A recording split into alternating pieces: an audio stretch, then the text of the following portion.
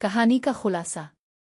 Water मार्जन की कहानी चीन के सोंग अहद के रियासती जुल्म, बदउनवानी और मुआशरती नाइंसाफियों के पस मंज़र में है। ये बुनियादी तौर पर 108 अफराद की बगावत की दास्तान है जो हालात से तंग आकर जंगलों और पहाड़ों का रुख करते हैं और बिल आखिर लियांगशान के मकाम पर मुत्तहिद होकर एक खुद मुख्तार मुज़ामती तंजीम कायम करते हैं। कहानी का आगाज़ मुख्तलिफ इनफरादी किरदारों के पस मंज़र से होता है जो किसी न किसी शक्ल में रियासती जबर, मकामी हुक्काम की नाइंसाफ़ी और ज़ाती अलमिये का शिकार होते हैं।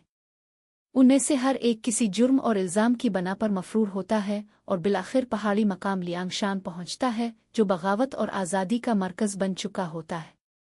यहाँ ये तमाम अफराद एक दूसरे से जाड़कर एक बिरादराना अहद करते हैं और अपनी बगावत को मुनज़्ज़म शक्ल देते हैं।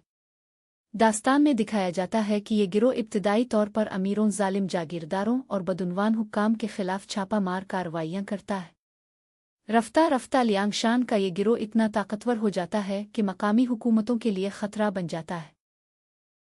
कई मुहिम्मात और लड़ाइयों के जरिए वो न सिर्फ मकामी नज़्म व नसक को चैलेंज करते हैं बल्कि अवाम में हीरो का दर्जा हासिल कर लेते हैं। बिलाखिर सोंग हुकूमत उन बागियों की ताकत और मकबूलियत को महसूस करते हुए उनसे मुसालहत का रास्ता अपनाती है।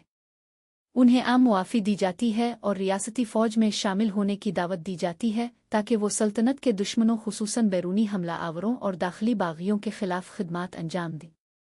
ये बागी जो कभी रियासती जुल्म के खिलाफ लड़ रहे थे अब खुद रियासत के मुहाफ़िज़ बन जाते हैं। ताहम हुकूमती इस्तेहसाल और बेवफ़ाई की रवायत बरकरार रहती है। मुहिम्मात के बाद उनमें से कई मारे जाते हैं और कुछ को धोखा देकर रास्ते से हटा दिया जाता है।